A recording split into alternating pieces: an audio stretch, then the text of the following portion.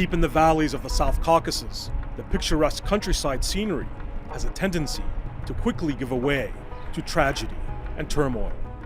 Renewed clashes along one of the most sensitive borders in the world brought me back to Azerbaijan, a country that I've come to know more and more over the years. The two rival armies of Azerbaijan and Armenia recently exchanged days of heavy fire outside the city of Tovuz along their northern border. Both sides took casualties.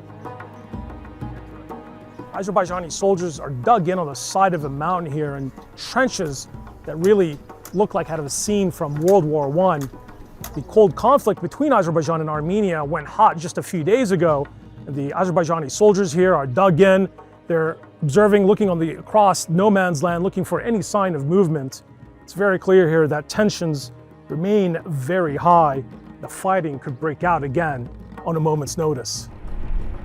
The two countries have been locked in a frozen conflict since they fought a 6-year war following their independence from the Soviet Union. The clashes in Tovuz touched off real concern that they could lead to another full-fledged war.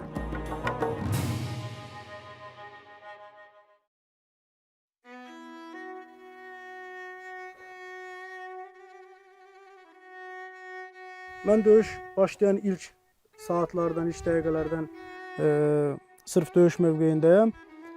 İlk öncə düşmən iri çaplı silahlarından, minatanlardan, digər iri çaplı silahlardan ateşə başladı. 3 gün təxminən şiddətli döyüşlər getdi. Döyüşlər vaxtı mən də döyüşlərdə iştirak elədim. Hansı ki, düşmənlə bilavasitə təmas xəttində. Dəfələrlə düşmən təxribat törətməyə, hansı ki, bizim torpaqlara keçməyə çalışsalar da onların təxribatının qarşısı qüvvələrimiz tərəfindən alındı və düşmən geri otusturuldu. The sun-baked valley separating the two sides is filled with minefields, and in the midst of it, an Azerbaijani cemetery. In this conflict, even the dead's final resting place cannot find peace. The Tovuz region gets its name from two of the ancient Turkish tribes that settled here over a millennia ago. The region is one of the Caspian's richest agricultural centers. It even became famous for producing cognac, which at one point supplied the entire Russian market. And as we drove to Tovuz, the Caspian's boundless horizon seemed to meld with its rich blue waters. But the serenity here would soon be brutally shattered. The destructive aftermath of heavy shelling, like what you see here, pockmarks so many of the homes in this village right outside the Azerbaijani town of Tovuz. But in so many other conflicts that we've seen around the world, it is civilians like those that used to live in these homes that bear the brunt of this type of fighting.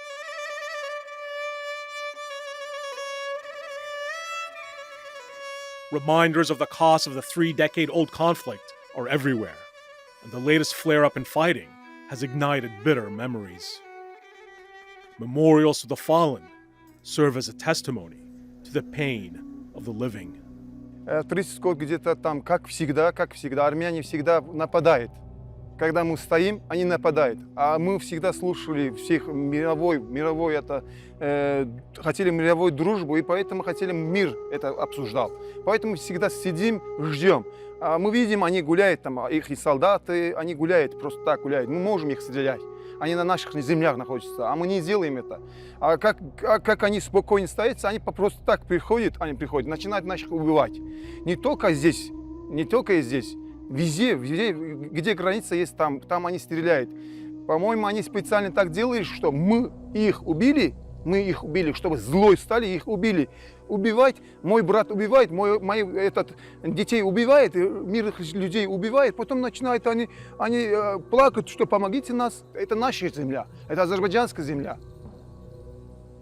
The renewed fighting with Armenia came less than a week after Azerbaijan President Ilham Aliyev strongly criticized the diplomatic negotiations with Armenia, which had become seemingly hopelessly deadlocked. Armenia occupies nearly 30% of Azerbaijan's territory in Nagorno-Karabakh and its surrounding districts. And senior officials that I spoke with in Baku told me that the occupation is at the heart of ongoing tensions. When we last met, there seemed to be a sense of cautious optimism in terms of the peace talks with Armenia that have since stalled. What has changed since then? Actually, Azerbaijan had some expectation. When Pashinyan came to power, Azerbaijan had expectation that Pashinyan most probably can pursue a different policy than the previous Armenian leadership. And also want to remind Dushanbe meeting of my president with Pashinyan.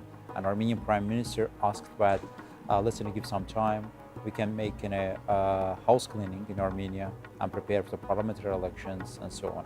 And from Azerbaijan's perspective, we have provided constructive engagement in the negotiation process and given it time, and also tried from our side to ensure a ceasefire regime. But unfortunately, we haven't seen reciprocity.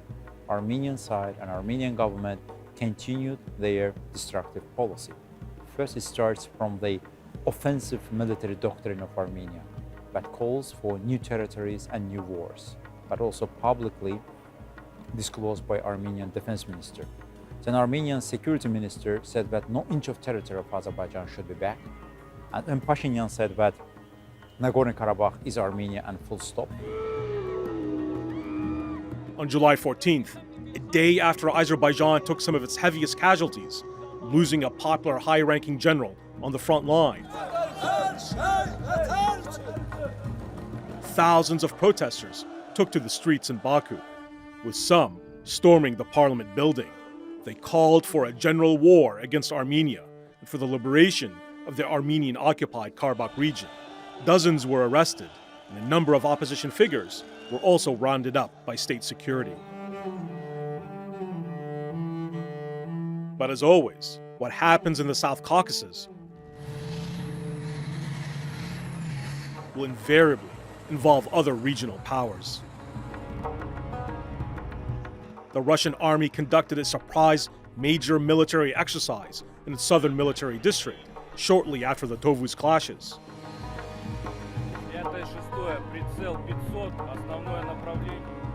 Armenia has a long-standing alliance with Russia. We saw recently the Russian military holding a massive military exercise in the southwest part of the country, not far from Azerbaijan. Did that worry you? Yes, we had some concerns, and we have openly communicated to our Russian partners. Russia is also a neighboring country, and in the midst of this escalation, there was an information that Russia starts intensive military exercise in the territory of Russia, and Armenian division also joined this process. But our defense minister had a talk with the Russian defense minister, and we get assurances once again that in no way these two events are related. But despite the reassurances, reports surfaced that the Kremlin had, in the midst of the fighting, shipped hundreds of tons of weapons to Armenia via Iranian airspace. And in a rare rebuke, Azerbaijan's President Ilham Aliyev directly raised these weapons shipments in a phone call with Russia's Vladimir Putin. Turkey, a longtime strategic ally of Azerbaijan, responded with its own joint live-fire exercise with Azerbaijani military counterparts. The message to Armenia was unmistakable.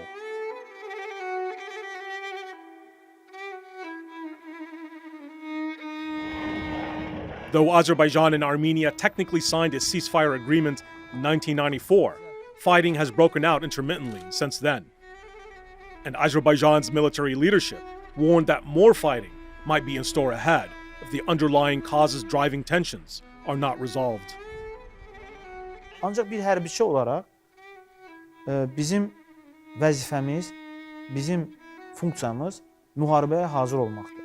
Və Azərbaycan ordusu da istənilən halda münaqişənin hərbi yolla həll olunmasında iştirak edə bilər. 2016-cı ildə Azərbaycan ordusu münaqişənin hərbi yolla həll olunmasının bir qism hissəsini göstərdi. Ona görə də biz bir ordu olaraq müharibəyə hazırıq. Azerbaijan has invested heavily in acquiring attack drones from Israel, and most recently signed a deal to acquire the Bayraktar drones from Turkey. The drones have had a notable effect on the battlefield. Ali Baş Komandanın tapşırığına əsasən 2014-cü ildən başlayaraq Azərbaycan ordusundan geniş miqyaslı islahatlara start verilib. Xüsusilə şəxsi heyətin komplektləşdirməsi məsələsi, xüsusilə ordunun modernizasiyası məsələsi, silahlanmaya ən yüksək dəqiqliyə malik silahların alınıb yerləşdirilməsi məsələsi. Erməni tərəfi itkilərinin çox az olduğunu desə də, amma bizim apardığımız çəkilişlər və əldə etdiyimiz əməliyyat məlumatları onu deməyə əsas verir ki, ölü və yaralı olaraq düşmən tərəfi yüzlərlə itki veribdir. The geopolitics of the clashes have potentially far-reaching consequences. Control over billions of dollars of energy resources could be at stake. Winston Churchill once famously quipped, "If oil is a queen, Baku is her throne." And the recent fighting took place in the center of the strategic Ganja Gap. This trade corridor is only 100 kilometers wide and is where 3 major oil and gas pipelines flow tons of energy resources to the west while bypassing Russia and Iran.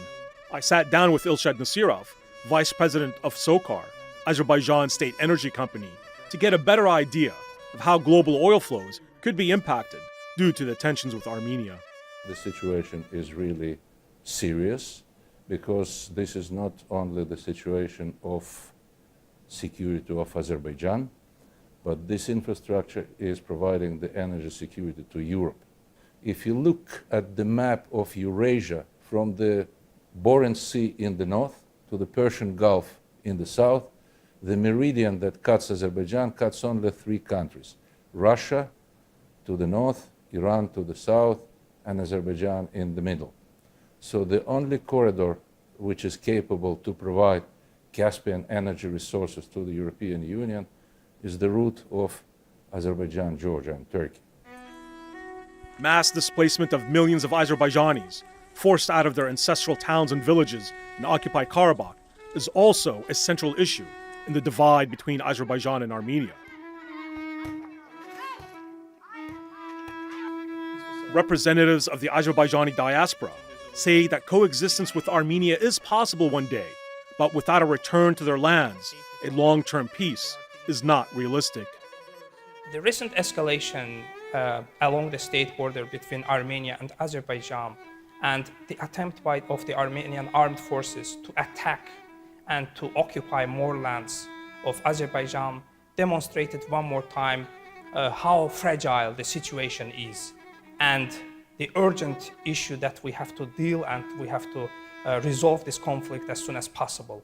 Because enjoying this impunity for 3 decades, the Republic of Armenia still continues its occupation, keeping under occupation the Nagorno-Karabakh region of Azerbaijan and surrounding districts. This time, escalation broke out not in the occupied territories of Azerbaijan, but around 130 kilometers away from the Nagorno-Karabakh region of Azerbaijan, which demonstrates that it was pre-planned attack of the armed forces of Armenia against Azerbaijan. We have high hopes that the day will come that we will go back to our native lands. We will restore the violated internationally recognized territories of Azerbaijan. We will restore our violated rights. These ceasefires are not meant to last forever.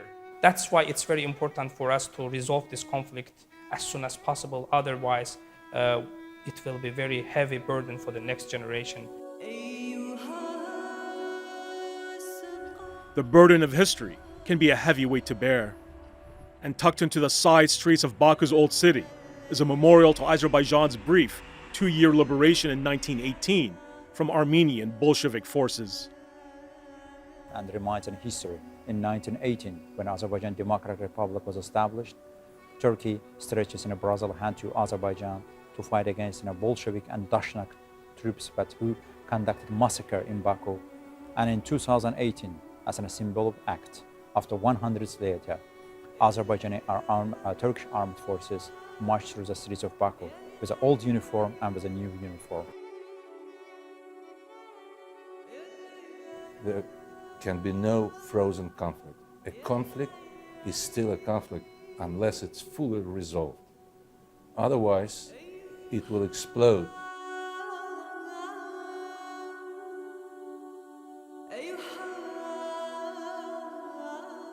And as we prepared to depart to Azerbaijan once again, I couldn't help but wonder how soon we would have to return to cover yet another outbreak of fighting. In this land of endless beauty, a conflict seemingly without end.